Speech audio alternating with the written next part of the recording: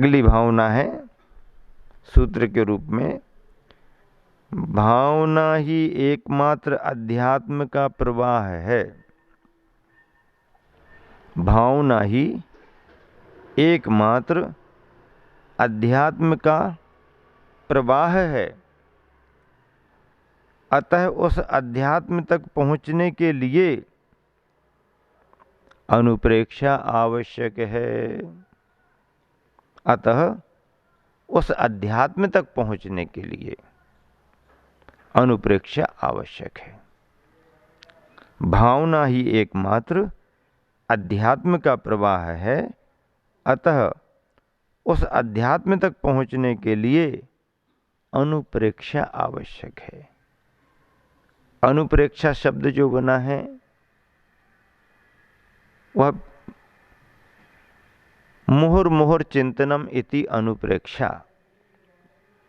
बार बार बार बार बार बार बार बार विचार करने का नाम अनुपेक्षा है।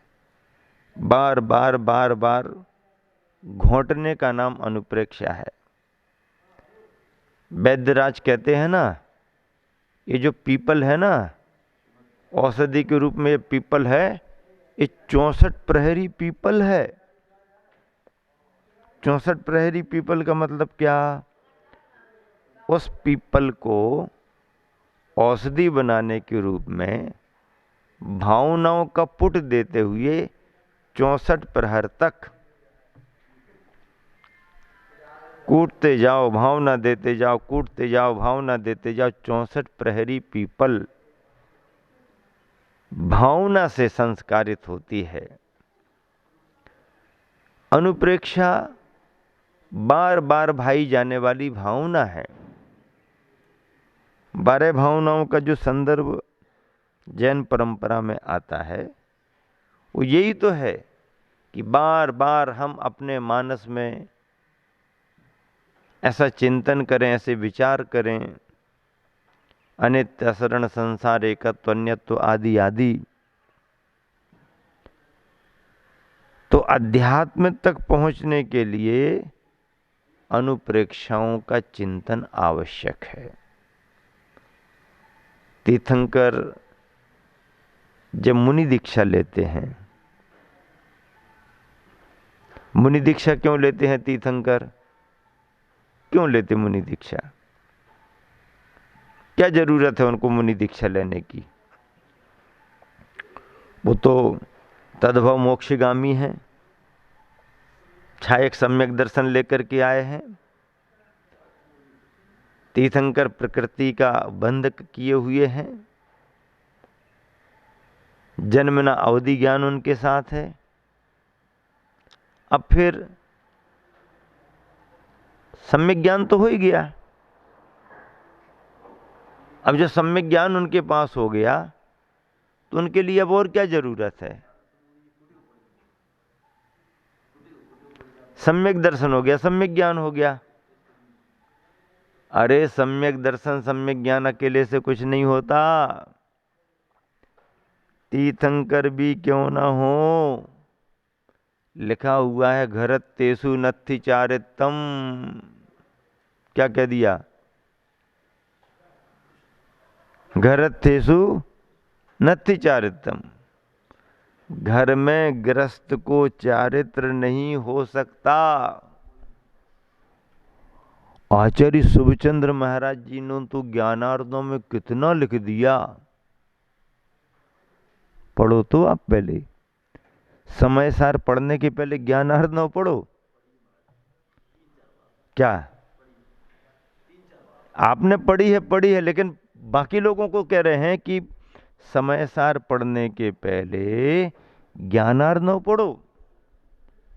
समय सार पढ़ने के पहले कार्तिक के अनुप्रेक्षा पढ़ो। जो कार्तिक के अनुप्रेक्षा पढ़ करके और ज्ञानार्णव पढ़ करके समय सार पढ़ेगा, उसे कहीं उलझन होगी ही नहीं। सुलझन ही सुलझन है उसके सामने।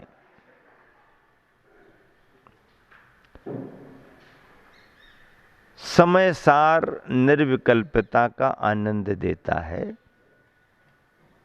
उस भूमिका में जाने के लिए आपको पहले ज्ञानार्णव की भूमिका समझना पड़ेगी। और ज्ञानार्णव में भी आचार्य शुभचंद्र ने ध्यान का वर्णन तो किया है, लेकिन ध्यान का वर्णन करने के पहले ध्यान की पात्रता पर जोर दिया है। और ध्यान की पात्रता में कितना उपदेश दिया उन्होंने।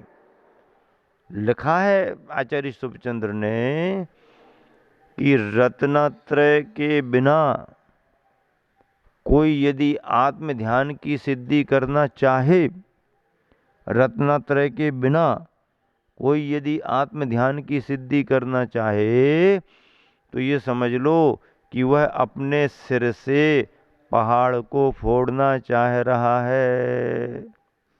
सिर से पहाड़ को, इस सिर से पहाड़ को क्या फूटेगा?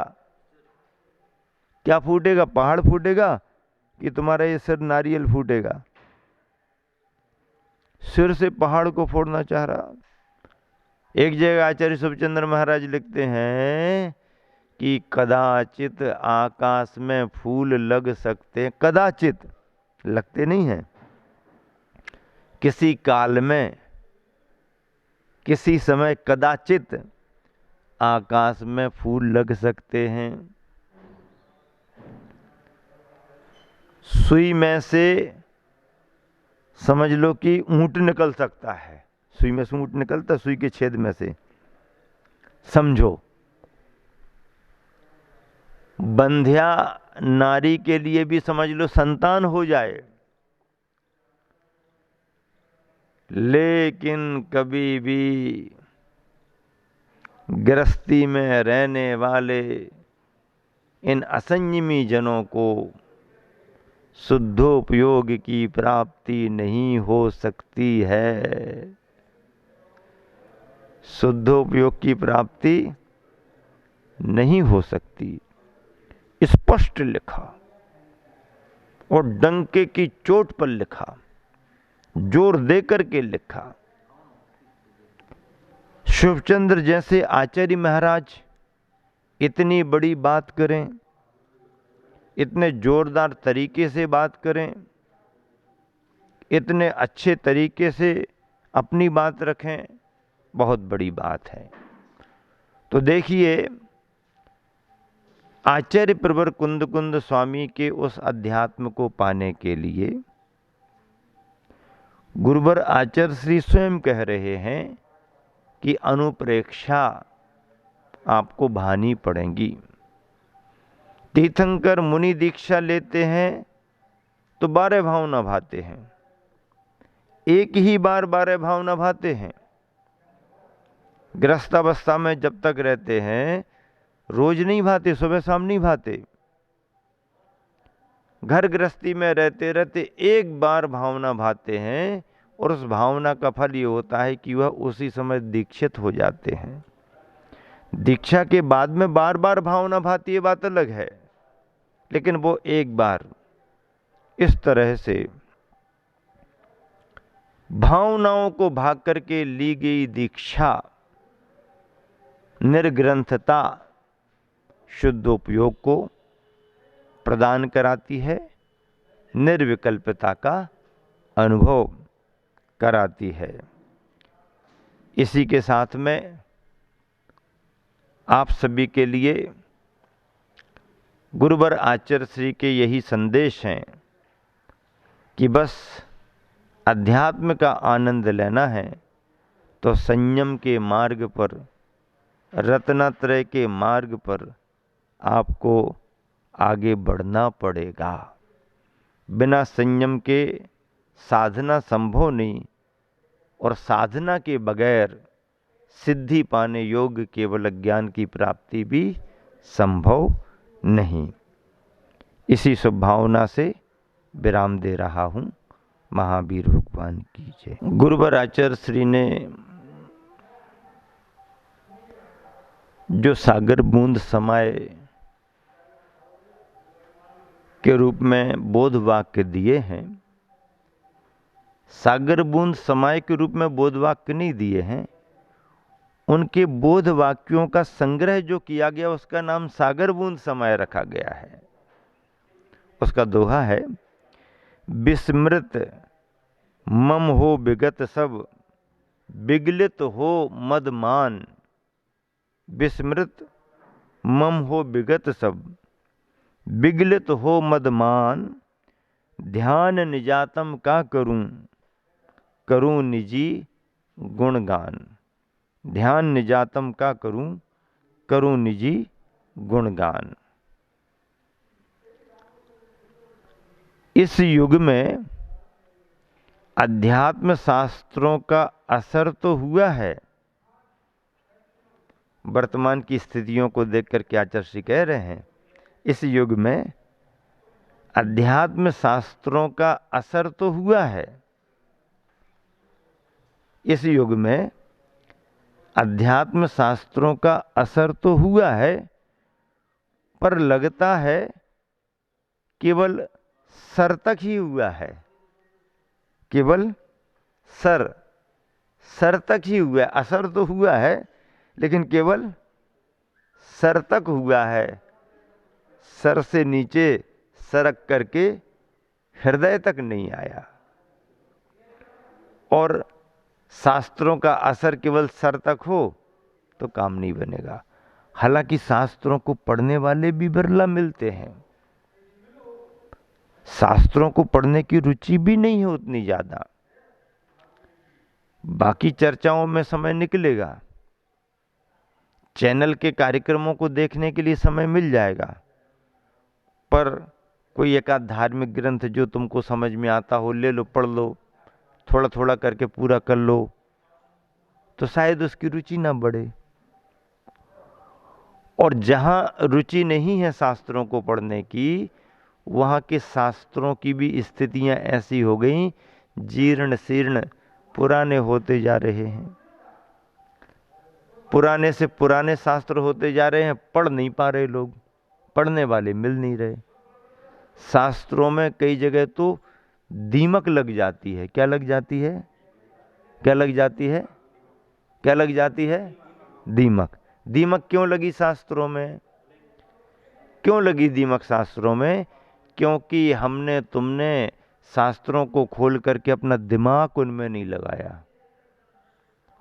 अपना दिमाग शास्त्रों में नहीं लगाया, इसलिए शास्त्रों में दीमक लग गई। अब यदि आप शास्त्रों को खोल खोल करके अपना दिमाग लगाते रहते तो शास्त्रों में दीमक नहीं लग पाती।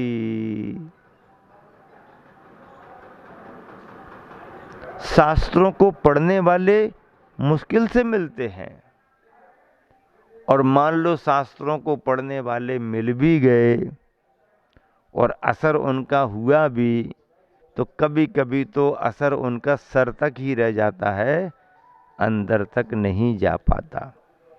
इसलिए असर सर से आगे बढ़ करके हृदय तक हो, ऐसी हमारी तुम्हारी भावना है। गुरु भक्ति करते करते जिसका हृदय शुद्ध हो गया है, क्या? गुरु भक्ति करते करते जिसका हृदय शुद्ध हो गया है, आस्था मजबूत हो गई है, उसे ही गुरु अध्यात्म का रहस्य उद्घाटित करते हैं। गुरु भक्ति करते करते जिसका हृदय शुद्ध हो गया है, आस्था मजबूत हो गई है, उसे ही गुरु अध्यात्म का रहस्य उद्घाटित करते हैं। सभी के लिए अध्यात्म का रहस्य उद्घाटित नहीं किया जाता है। गुरु भक्ति करते करते जिसका हृदय शुद्ध हो गया है, सम्राट चंद्रगुप्त हुआ है, अखंड भारत का एक छत्र सम्राट था, और जब उसके मन में वैराग्य का भाव आया तो आचार्य भद्रबाहु महाराज जी से उसने निर्ग्रंथ मुनि दीक्षा ली। अंतिम मुकुटबद्ध राजा था, जो मुकुट रख करके पूरे अखंड आर्यावर्त का उसे सम्राट घोषित किया जाता था, उस परिपाटी परंपरा में अंतिम शासक था अंतिम सम्राट चंद्रगुप्त। पूरब पश्चिम उत्तर दक्षिण विस्तृत उसकी सीमाएं थीं। जब वैराग्य का भाव आया, 12 वर्ष के अकाल की बात को सुनकर के, दुर्भिक्ष की काल को सुनकर के, तो निर्ग्रंथ मुनि दीक्षा ली, दक्षिण की ओर विहार कर गया गुरु के साथ। दक्षिण में जाकर के गुरु ने अपनी संलेखना की साधना प्रारंभ कर दी और उस संलेखना के काल में संघ का विहार करा दिया भद्रबाहु महाराज ने। लेकिन चंद्रगुप्त वहीं पर ठहर गए। उन्होंने निवेदन किया कि गुरुदेव, मुझे तो गुरु सेवा करने का अवसर ही नहीं मिला, मैं तो अभी नया नया दीक्षित हूं। आप बाकी संघ का विहार कराएं, पर मुझे तो अपने चरणों में ही रखें। और कथा कहती है कि बाकी संघ तो विहार कर गया, आचार्य भद्रबाहु महाराज जी संलेखना में संलग्न हो गए। चंद्रगुप्त को जंगल में आहार करने तक की व्यवस्था नहीं थी। वो इस अंदाज से वहां ठहर गए, रुक गए कि आसपास कोई बस्तियां मिल जाएंगी, आहारचर्या होती रहेगी।